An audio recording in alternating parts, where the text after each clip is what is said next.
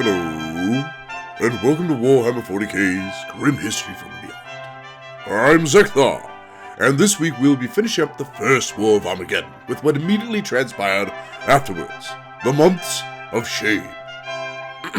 Well, to pick up where we left off last week, Angron had been banished back to the warp by the heroics of the Grey Knights, and because of this, the hordes of chaos immediately fell into disorder. The remnants of the force repulsed at the River Sharon retreated completely as they were counterattacked by the Astartes of the Space Wolves, pursued across the Ash Wastes by the combined forces of the Space Marines and the mechanized units of the Armageddon Steel Legion. Thousands of Chaos cultists, mutants, and traitors were slaughtered without mercy. Bereft of their demonic allies, those invaders who did not fall as they crossed the polluted waste were overtaken at Minos Bridge. No quarter was offered, and their bodies were cast into the river Minos, and their corpses set alight, turning it into a funeral pyre, visible for hundreds of miles in all directions. The remains of the invaders drifted west to fall within the putrid depths of the Plague Marshes, which remains a region of palpable evil and corruption on Armageddon to this very day. The Imperium had prevailed, though virtually all of Armageddon Prime's industrial infrastructure had been destroyed, and the death toll was beyond measure. Though Angron's forces were vanquished, his monolith still stood, a beacon of inviolable evil in the heart of the equatorial jungle, and its malign influence is as strong today as it ever was. Yet, this is not the end of our story. While Angron may have been vanquished and the Imperium victorious, a few months later, a far more insidious enemy would enter Armageddon's orbit. And who would that be? Well, that would be the Inquisition, led by a man named Gesme Kisnaros. Ah, I see. But before you get to what takes place, what is the background of this secretive Inquisitor, who I assume is part of the Ordo Malleus? You would actually assume wrong, brother. Really? Yes, actually. Well, let me explain. Kisnaros was an aloof, secretive, and inscrutable figure, even to other members of the Inquisition, which has secrecy and inscrutability as part of its mandate of daily operation. I have not found through all my years of research any reliable information about his past prior to the involvement of the First War for Armageddon. The stranger thing to me was Kisnaros was an unaligned Inquisitor Lord, working outside the existing ordos of the Inquisition and leaving no evidence trail available to them. His records, reports, and logs were likely filed with superiors acting in a non-ordo capacity and position, such as the Sector Conclave Grandmaster. So either nobody wanted to claim him or everybody just wanted him to go away. I don't know, man. It's weird because it seems like he had a really high position of power, but no one knew where he came from. I know. It's just like, But everybody was cool with it. So, I mean, I've always kind of wondered if he was even really an Inquisitor and he just happened to be a noble that snuck his way in there, or an assassin or something. Which, I mean, if you could get past those like first firewalls, you probably could do. But I mean, why you would want to do that too is kind of beyond me. But well, for all we know, he could be a chaos person also. That is something anyways that has definitely crossed my mind. Not obviously tainted by the warp, but because, Grey Knights would just immediately slaughter him in that case. Right. Probably. Or unless he's got some magical MacGuffin. I mean, it's happened before. Yeah. I mean, remember anyways, when we were talking about the Terran Crusade, that one governor was corrupted by chaos and no one knew about it until a Grey Knight actually touched him. So, I mean, yeah, there are things out there that can hide people from even Grey Knight. But something else is sticking in my craw. Oh. Logan had been working with the Grey Knights and the Inquisition for months. He should have been wary of this new Lord Inquisitor from the get-go. Oh, well, he was. Ah. Grimnar understood that the Inquisition was there to guarantee that sensitive information regarding the existence and nature of the archenemy and the existence of the secret Imperial assets arranged against it, like the Grey Knights in particular, would not spread beyond the planet into the wider galaxy, where it could increase the chance of chaos corruption amongst the teeming masses of mankind.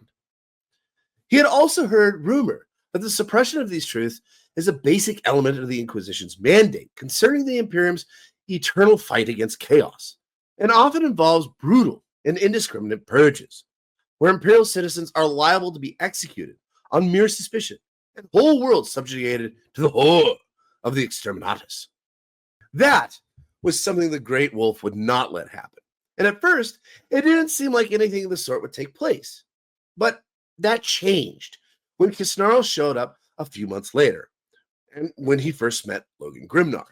Although he knew that the Inquisition would have to suppress the truth of the war after it was over, Grimnar made clear that he did not wish to carry out the usual suppression campaign, as there was already mistrust and suspicion of the Space Wolves within the Imperial hierarchy over past disputes and the Space Wolves' habit of disregarding Imperial authority. Grimnar's demands seemed either naive or an excuse for a fight, while his manner was condescending towards the Inquisitors. However, in truth, Grimnar was genuinely sympathetic to the human elements on Armageddon, and questioned the wisdom of saving a planet if its inhabitants and defenders would then have to be processed by the Inquisition for the sin of knowing about the existence of chaos, or the secret Imperial organizations arrayed against it. Okay, now, he's got a point, right, Yuksen? I mean, what's the point, anyways, of saving a planet if you're just going to blow it up afterwards to keep your secrets? Right. Well, from what you've just said, basically it seems like from what he was saying before this Inquisitor showed up was that it was going to be more of something similar to a mind wipe thing going on instead of like an exterminatus. Right. Which in that case, it's like, I mean, they lose their memories for a while, probably don't feel that great afterwards. Right. At the same time, at least, anyways, they're not dead. But they're alive. Yes. And there was an actual point of him showing up and saving the planet. Right. There was a point for his men's death. Right. There was a point for all those Grey Knights, except for those 13 that survived.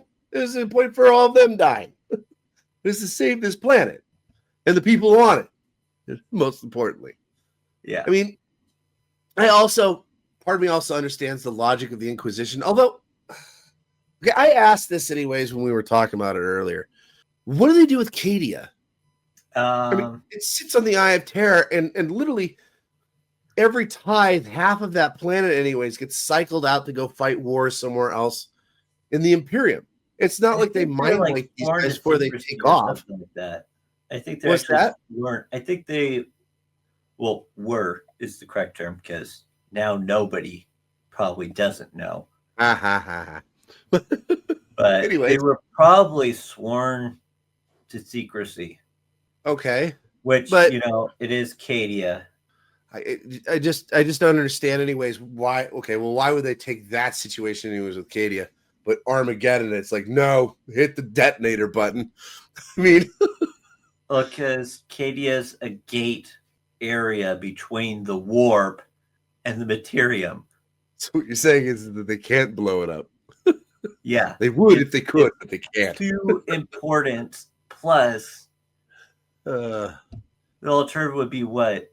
Oh, there's an attack. We got to try to mind wipe everybody. But, oh, wait. A day later, another attack. Coming back. To me anyways, it's such backwards thinking. It doesn't make any sense to me. And like I said, to me anyways, Grimnar's got a really good point here. It's like, why did we save this planet if you're just going to blow it up when we're done? Right. But anywho, Grimnar had specifically structured the planet's defense and use of the Grey Knights in order to minimize the chances of the remaining civilian population accidentally finding out the truth behind the war and the nature of the demonic. This strategy to protect the civilians had guaranteed catastrophic casualties amongst the defenders, both Astartes and mortal humans alike. So it also shows anyways that he kind of went out of his way anyways to make sure people didn't even know about what was attacking him. I mean, he just, he understood anyways what the Inquisition does. There's like, we tried to help you out here. But unfortunately, the Inquisition was not moved, nor did it deviate from its position that it was by law and the Emperor's decree that the ultimate arbiter of what was right for the Imperium of mankind.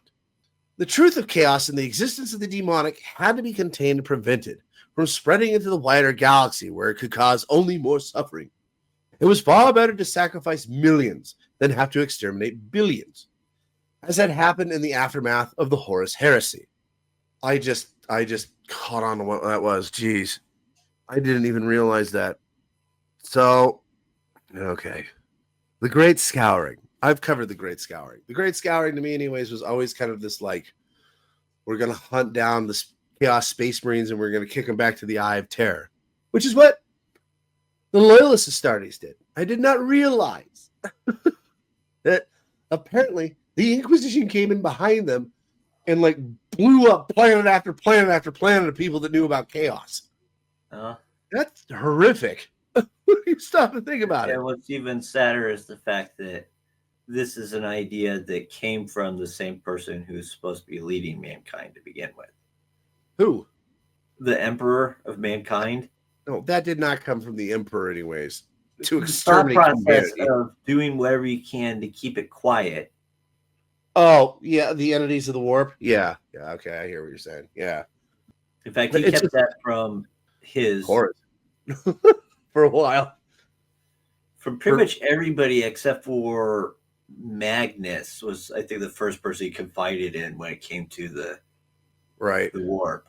It's just, yeah. I just put that together anyways. That they literally, anyways, after the Horus Heresy, just killed people, just because they have. And the sad part is that they were. I mean, I understand if they were like your enemies and they were like chaos cultists, but they went after people anyways that literally defended to the last man, kind of thing against the hordes of chaos. And then the Imperium shows up and they're like, sweet, the Imperium is back to help us. And then they just drop bombs on these people. Loyalty will get you nothing, apparently. I hate the Imperium sometimes. Well, it's like that saying, innocence proves nothing. This is innocence proves death. For the good of the Imperium, you must die. Yeah. Anyways, in practical terms, it made sense for the Inquisition to contain the situation on the planet itself, as this would affect a relatively small number of Imperial citizens compared to the damage control that would have to take place if any escaped the planet to spread chaos corruption elsewhere. The Armageddon containment was the result of a majority vote by a conclave of Inquisitors on duty at the planet, and would entail several directives, including the sterilization to prevent chaos mutation from being passed on, and quarantine of the entire surviving civilian population of Armageddon in Adeptus Arbites work camps scattered across the galaxy. You mean slave or penal camps, right? Yep. Jeez, these guys suck. I hate the Inquisition. But anyway, okay, moving on. This was decided even though that population was generally considered untainted and had no knowledge of the truths behind the war. A similar fate, or even outright liquidation, awaited the human defenders of the Armageddon Steel Legion and the Armageddon Planetary Defense Forces, who had valiantly faced the Chaos Hordes that had invaded the Hive world.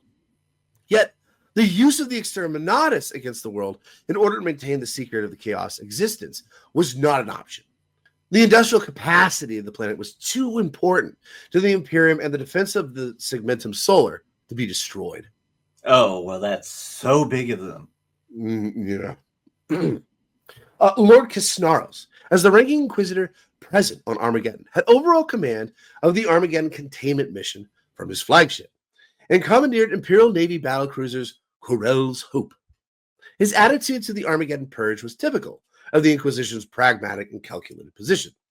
Better to sterilize or kill millions on suspicion of chaos taint than have to eventually kill billions in order to prevent the possibility of taint from spreading. As the war was winding down, over the objections of Grimnar, which were broadcasted to all the Imperial forces, he ordered the start of the first phase. Inquisitorial stormtroopers began to evacuate the remaining hive cities and to herd the population to camps for vaccinations. In reality, sterilization by injection.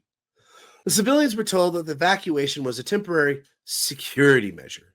The planet's human defenders, including at least 1 million Imperial guardsmen who arrived for mop-up operations after Angron had been banished, were ordered into barracks pending their own processing.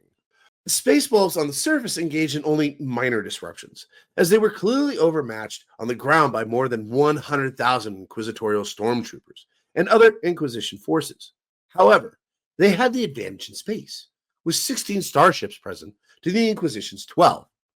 Additionally, the Space Wolves' warships were generally bigger, better armored, and better armed.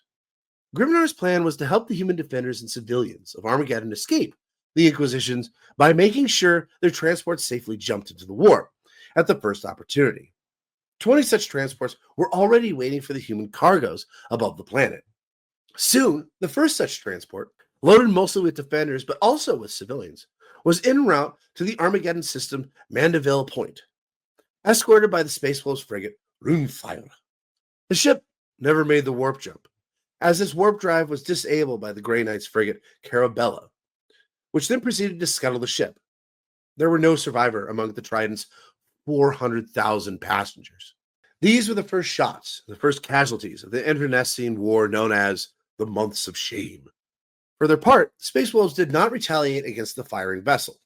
Grimnar wanted to see whether the Inquisition would actually go ahead with its plans, one of the many miscalculations that occurred on both sides. Following this episode, Grimnar ordered all the remaining loaded transports to make orbit at the same time, each protected by Space Wolf vessels, who put themselves in the Inquisition ship's line of fire, with orders not to fire back under any circumstance. Using this strategy, at least some of the transports would safely make it to the system's warp jump points. Kisnaros, who tried to reason with Grimnar in an exchange that descended into insults and terrible threats, countered by ordering his fleet to fire and the interfering Space Wolves escort, as well as targeting the troop transports. However, as the Inquisitorial ships opened fire, and before Kisnaros' order could be completed, Space Wolves reinforcements, led by the battle barge Gelferhem, translated into the system, presenting the Inquisition with overwhelming Space Wolf naval superiority. A triumphant Grimnar then bade Kisnaros to call off the attack and the chase, which the Inquisitor Lord had no option but to do. The majority of the troop transports carrying Armageddon survivors had survived the brief engagement. Escorted by Space Wolf vessels, they then safely translated into the warp. With several witness-bearing transports now safely out of the system, the Inquisition initiated the appropriate contingency. In addition to the transports and their escorting Space Wolf vessels, every person, installation, or world that came into contact with the Armageddon escapees, even the most temporary and fleeting manner, was now liable to be cleansed by the Inquisition.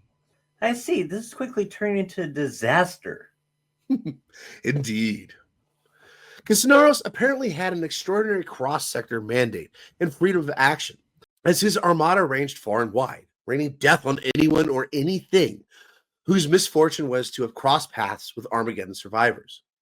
Exterminatus was carried out on several worlds, including the planet Tybolt, virus bombed by especially rearmed Corell's Hope. The planet's fate was sealed when an Armageddon transport briefly stopped at the world's orbiting space docks for supplies.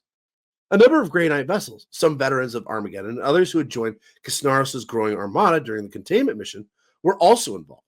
For their part, the Space Wolves, following Grimnar's commands, were engaged in an increasingly successful cat-and-mouse game with the Inquisitorial containment forces. Notwithstanding their losses to the containment fleet, they managed to spirit away several Armageddon transports, safely dispersing the human cargoes in a variety of far-flung star systems. Within the Inquisitorial containment armada itself, dissent was building over both the scope and scale of the purges, and the violent actions against the Space Wolves, which in every case went unanswered by them. Some Inquisitors were against the purges from the start, and had voted so in the Armageddon's conclave, the continuing campaign adding to their frustration. Increasingly vocal amongst the dissenters was the Fenrisian Inquisitor Annika Jarlsdottir, who was part of the Ordo Malleus. The attached Grey Knights were also frustrated over the course of events and the fact that they were being used outside of their mission parameters. It was they who provided the campaign with its unofficial moniker as the Months of Shame. In the dissenters' eyes, the situation was made worse by the fact that Logan Grimnar, even if misguided, seemed to hold the high moral ground, as the Space Wolves never fired back during hostilities. At least some of the dissent was fueled by the mystery surrounding Inquisitor Lord Kisnaros, and by his aloofness, unlike other Inquisitor Lords, who had no retinue or servants, and seemed to keep his own counsel. His stature and authority were diminished in the eyes of his detractors by his apparent youthfulness, and extensive rejuvenate treatments made him look like a young man in his 20s. Yet the mandate entrusted him by his unknown masters seemed to be absolute. As the campaign stretched into months, Grandmaster Jaros proposed that the Inquisition capture Grimnar. In his opinion, this would result in the chapter's capitulation, and Kisnaros readily authorized the plan. As part of the plan, Kisnaros asked for a parley with Grimnar, to which the latter agreed. The opponents decided to meet with weapons and shields down in Hycarion, a neutral star system. Kisnaros' mistrust of the Space Wolves was a match for Grimnar's mistrust of the Inquisition. The Inquisitor Lord knew that in similar previous situations, the Space Wolves had misled and waylaid Imperial servants. He was not going to allow the Space Wolves to surprise him, and he called the containment fleet Hycarion.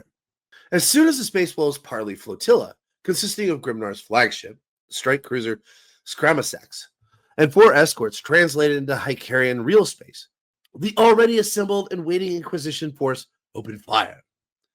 The 4 Space Wolves escort ships were destroyed with all hands, while the Scramasax was heavily damaged. Kisnaros then invited Grimnar to meet with him and discuss his surrender, the end of the conflict, and the reintegration of the Space Wolves into the Imperial hierarchy.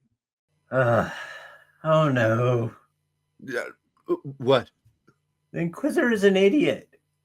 This would be like killing a grizzly bear's cubs and then inviting it back to your tent for a salmon dinner that you won't share.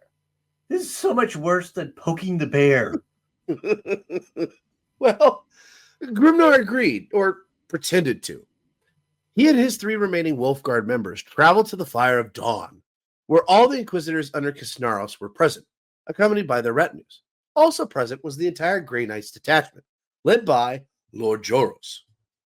Kisnaros tried to explain the reason behind his betrayal of the terms of parley, and offered those Space Wolves peace in exchange for their surrender, or endless and inevitable ruinous conflict for the chapter if they did not. Grimnar, however, had not come to surrender or be captured, but to find out who was responsible for violating the sacred oath of armistice. Jaros admitted that he, with a heavy heart, had given the order to fire on the Space Wolves' vessels. In a blinding display of speed and ability, Grimnar killed Jaros on the spot, cleaving into the Grand Master's breastplate and throat with his relic axe, Morkai, and ending the Grey Knight's life of service with a single crunching chop. As everyone on the Inquisition side prepared to open fire on Grimnar, Kisnaros ordered them to hold. Over Jaros' body, he again tried to alternately appeal to and then threaten the Great Wolf. The latter was unmoved. He treated the Inquisitor Lord with disdain and had correctly guessed the feelings of the Grey Knights towards the containment campaign. Then, as the Grey Knights tried to psychically block them from escaping by teleporting, the Space Wolves shot 4 of the Grey Knight Justicars who were focusing their collective psychic power, their deaths breaking the binding attempt. The Space Wolves then managed to teleport to the Scramasax. Kisnaros, outplayed and forlorn over the episode of the Space Wolves' intractability, let the badly wounded vessel of its Astartes slip away into the void. After the failed parley and the attempt to capture Grimnar, the conflict intensified. In the months that followed, the Space Wolves no longer kept their wrath of their guns in check, and often actively engaged pursuing Armageddon containment forces, destroying several Inquisitorial and Grey Knight vessels. Among them was the Glaive of Janus, which had been the flagship of the Grey Knight's first brotherhood for 10,000 standard years. It was lost along with its entire crew and its complement of over 50 veteran Grey Knights. The Inquisition sought reinforcements, securing the support of the Red Hunters chapter. The Red Hunters joined Kisnaros' armada with their entire chapter fleet and strength, including the massive battle barge in sacred trust. Cisneros had sought the support of the Red Hunters, a chapter that traditionally aligned itself with the Inquisition, as proof that the Space Wolves did not represent all the Adeptus Astartes of the Imperium, but also because he was unsure of the Grey Knights, some of whom were surreptitiously ignoring the developing campaign and were slow to join. Casualties on both sides mounted as armed engagements escalated. At the same time, the containment campaign was meeting with increasingly less success, even as the number of its victims reached into the billions. It was clear that the Armageddon containment was a failure, to many survivors who had dispersed too many unknown destinations, thanks to the Space Wolves' superior cunning and strategy. Yet this remained a hollow victory, as it made the chapter indirectly responsible for the deaths of even more innocents purged by the Inquisition. Okay, I don't know if that's necessarily true. I would say, anyways, that the Inquisition was responsible for the deaths that the Inquisition did. But that's just me. Among the Inquisition's dissenters, things were reaching a boiling point, a widespread conspiracy to assassinate Cisneros, supporting by ranking inquisitors such as Charles Daltier, and respected Grey Knights such as Hyperion, was taking shape amongst elements of the containment armada. It was the belief of the conspirators that only Cisneros' death would stop the internecine conflict and prevent it from developing into a full-fledged imperial civil war. Cisneros, now often counseled by the more hard-line Red Hunters officers, had in the meantime installed surveillance servo skulls on the bridge of every starship of the Inquisitorial Armada. As the conspirators' plans were gathering steam, Cisneros finally tacitly admitted that his strategy had failed. In early 445.M41, after 8 solar months of campaigning, the Armageddon containment campaign was abandoned. Cisneros announced a new approach. All containment assets were ordered at speed to Fenris. The Space Wolves lightly defended Homeworld. In an unprecedented, last-ditch gambit, Cisneros intended to hold the planet hostage in order to force Logan Grimnar to agree to the Inquisition's demands. These demands by now had nothing to do with Armageddon and everything to do with limiting the independence and autonomy of the Space Wolves chapter. Now, if you want to know how the Months of Shame ended, feel free to listen to my Vox called The Final Battle of the Fang. And feel free to start at 2 minutes and 40 seconds. But this is where we will end this saga, because for all intent and purposes, the First War of Armageddon is officially over. But before we leave, I do have a few questions for you, Yuksen. Very well, brother. Fire away.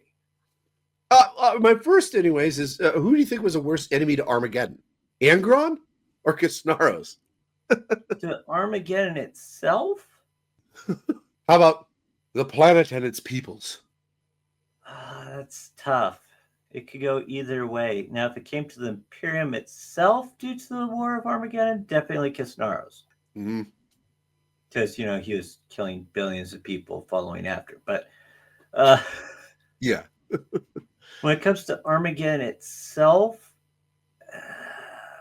that's more debatable, I think.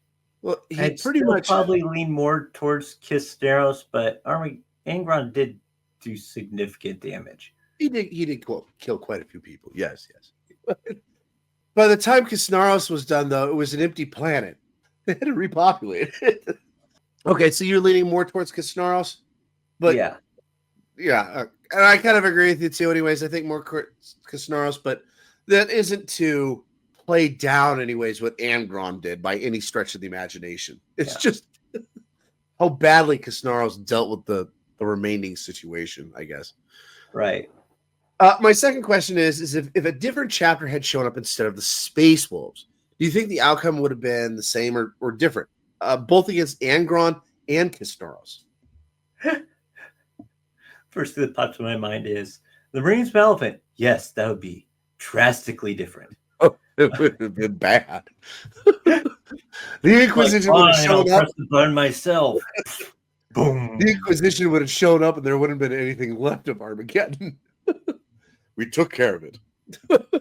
Chaos would be dead, but so would everything else, pretty much. I was thinking more specifically, anyways, one of the original founding chapters, not a secondary founding. But what do you think? I think actually the majority of them would have acted differently because the Space Wolves, in comparison to the other ones, they actually actively involved themselves with treating and training the people and the PDF in defense of the world. Not many chapters would do that. Yeah. The only two that I can really think of that would kind of take that position probably be the Ultramarines and then Salamanders. Well, I'm not sure maybe about not the even the Ultramarines Salamanders. Honestly, it depends on who's commanding them. Marty Yeah. seems to have kind of a soft spot for humanity. Kato definitely wouldn't. But Yeah. if it was Marnie, I could see Marnie anyways trying to train them up. And mainly on the concept that it makes sense to have somebody that knows how to shoot behind you than somebody who doesn't. So how do you think anyways... well, first off, do you think their tactics would have been drastically different facing Yeah. facing Angron? Yeah. Do you think they would have been better or worse? Possibly worse. Because I don't know how many of the chapter masters have actually seen or fought with the Grey Knights. Because that would also drastically change things. Right. Like, for example, there's some of them that if they do know who the Grey Knights are, they don't know much about them. Most chapters or don't really even know how to get in contact with them to begin with. Right. It's like, I'm sure there's this group, I think it was called the Grey Knights or something. How do we get in contact with them? I don't know. No, okay, so I think anyways, I agree with you anyways. I think they would drastically would have changed anyways how the battle was done, but I do think anyways that if, like, for instance, if you put Marty Cal with all the Ultramarines at his back anyways, defending Armageddon, I think he probably would have succeeded too. But I think there'd be a heck of a lot more casualties. Yeah. I hear you. Even so, I'm not sure how successful you'd be at banishing Angron. Yeah. Well, especially, I mean, the thing about Marty, though, is that, I mean, he follows the Codex Astartes, as opposed to Logan, who definitely doesn't. So, the thing I find more interesting, though, is that what do you think would have happened if, let's say, they did win, whatever chapter you want to pick, anyways, they did win. What do you think would have happened when Snarl showed up? That would also depend on who it was. If it was the Salamanders, they would probably kill Kisnaros, I think. Or something along those lines, yeah.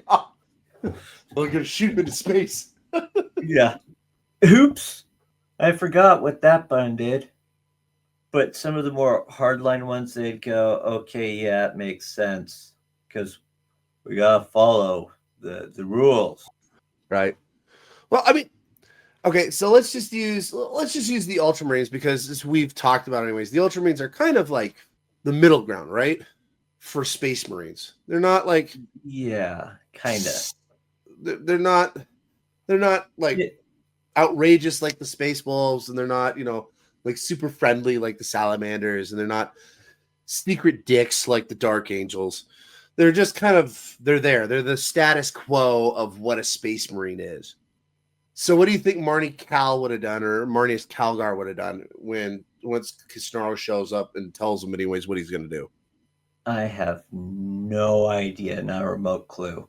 Part of me would want to say that he would bring question to it, but do you think he would capitulate to the demands of the Inquisition, or do you think he would actually kind of, quite frankly, anyways, Marnie, I think, is also a little bit understands politics a little bit more than Logan does. Yeah. So I could see him anyways trying to do something different along the lines of like throwing everybody else paperwork. Stuff like that. Everybody else to do it. What's that? Like getting the rest of the Inquisitors to vote against it or something. Or something along those lines. Or just throwing enough paperwork at him that he could get enough political power behind it so that he could actually stop it from taking place. This whole, but I do definitely think anyways, I do think Marnie anyways would also probably have a problem with just the complete and utter destruction of the people of Armageddon. I think the majority of them would have a problem with it. It's just how many of them would just do anything about it. I mean, obviously, like, for instance, the Black Templars, they'd be fine with it. They're like, okay, cool. Do what you need to do. We're off. On another crusade, you know? Same with I think probably the same with the Imperial Fists. The Raven Guard, I don't think would have a problem with it. I mean, I think there are a few chapters that they're especially their chapter masters are old enough anyways that they would be like, this is counterproductive. What do you think the White Scars would do? They're a non-codex Stardust chapter, correct? They kind of are the codex. For them, if I recall right, it's more like guidelines, not like the Ultramarines. They're one of the ones that see it as more towards guidelines than that. Right. So yeah, okay. That's a tough question. I don't know. So their chapter master is the guy that's stuck in his wheelchair, right? Oh, not even a wheelchair. It's a throne. Yeah. Yeah. So obviously he wouldn't be making the trip. So that would mean more likely than not it would be the master of the hunt. Actually, he probably would have been, because at that time I don't think he was actually in. Oh, okay. Well, okay. Let's say he was, anyways. By that point, anyways, it would be what, the master of the hunt. Yeah, I can't remember his name, but Casero. He would probably be. What's that? Casero Khan. Yeah, he would be probably taking over.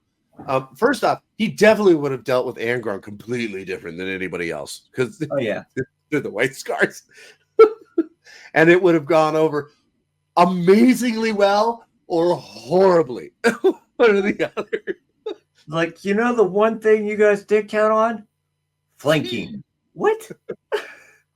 Either one of two things that happened. Is like, you didn't count on the flanking maneuver, and Angron's like, well, actually, I did. Oh, no.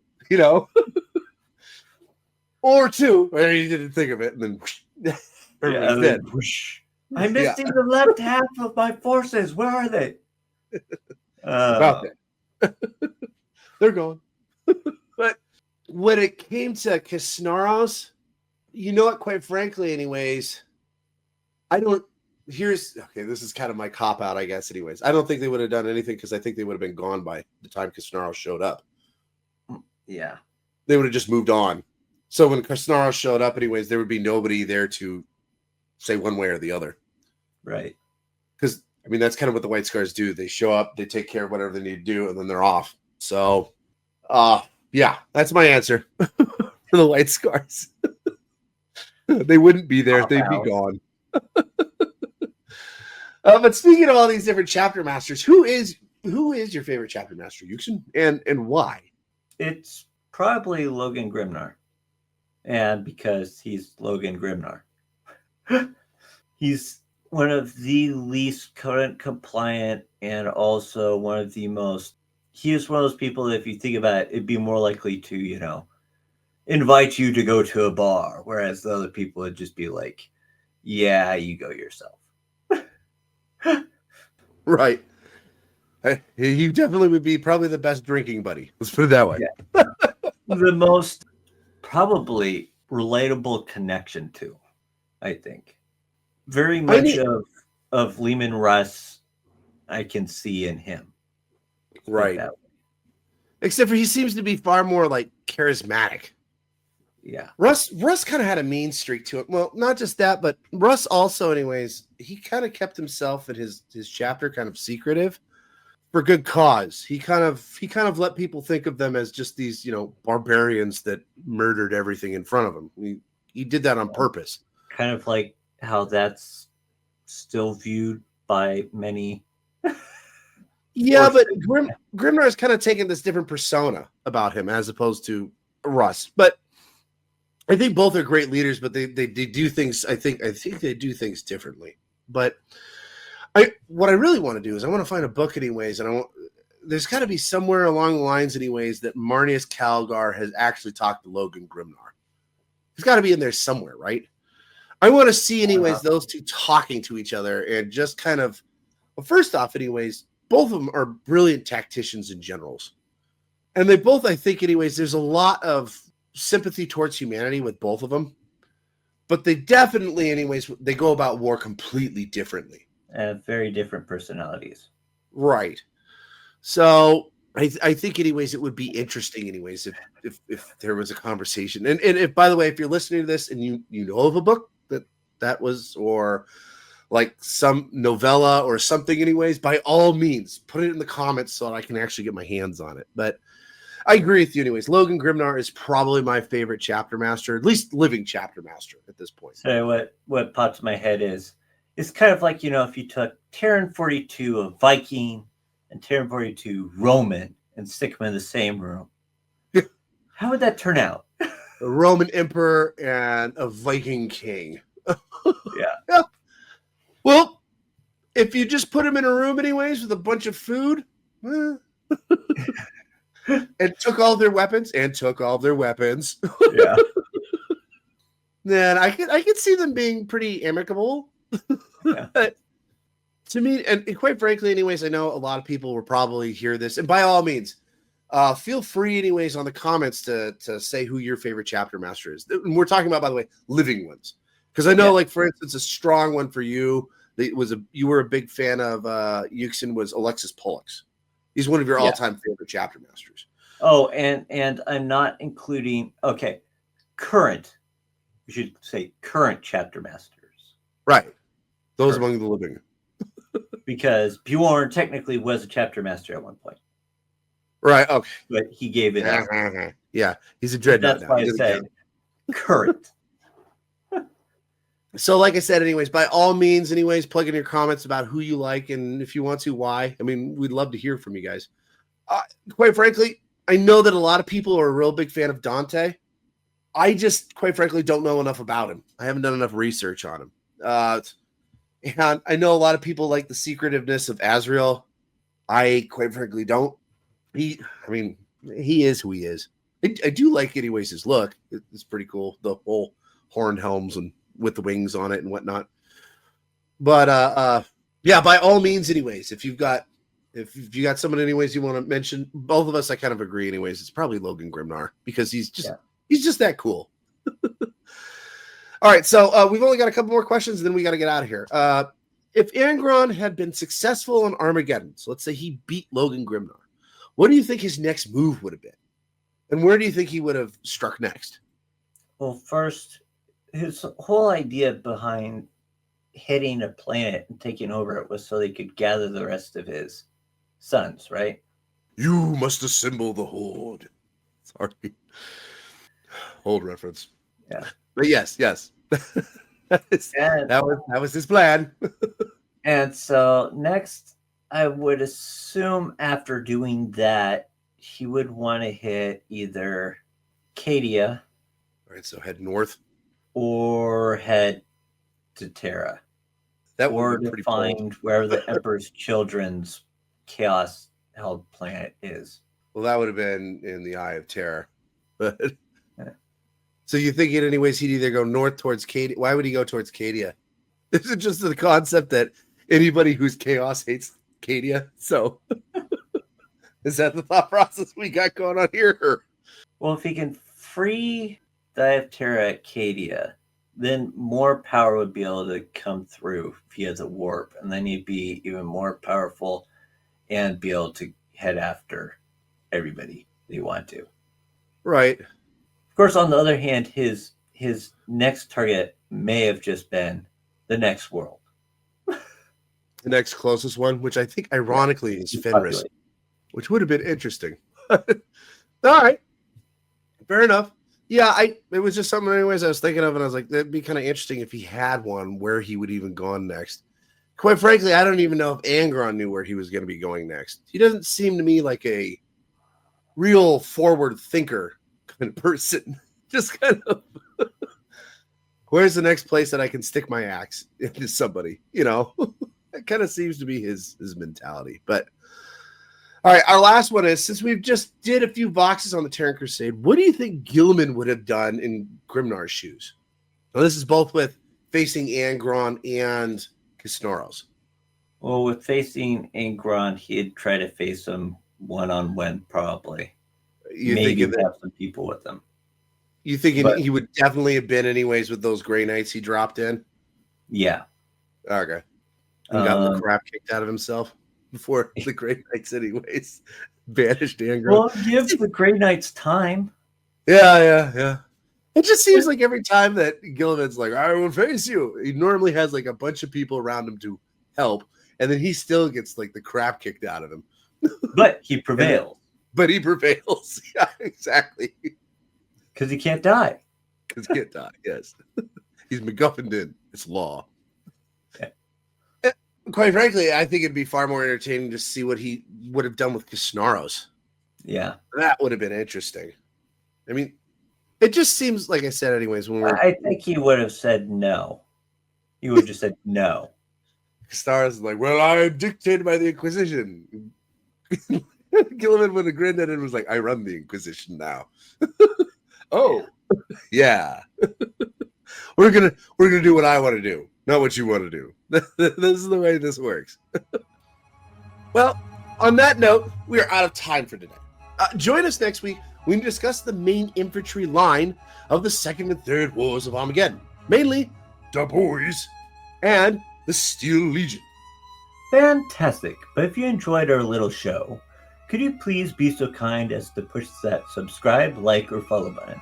If you wish to help us expand our work on 40K lore, by all means, support us by joining our membership program on our YouTube channel, Tales of Asharaka. As well, you can support us by getting some of our merchandise. Oh, yeah, we do have a shop. I haven't looked at it in a while because nobody has looked at it in a while, but we do have a shop. It's got clothes, pillows, and hats. And stuffed animals. Stuffed animals, yes. But most importantly, have a great day. And as always, Until next time, this is Zeckthar, And Yuksen. signing off.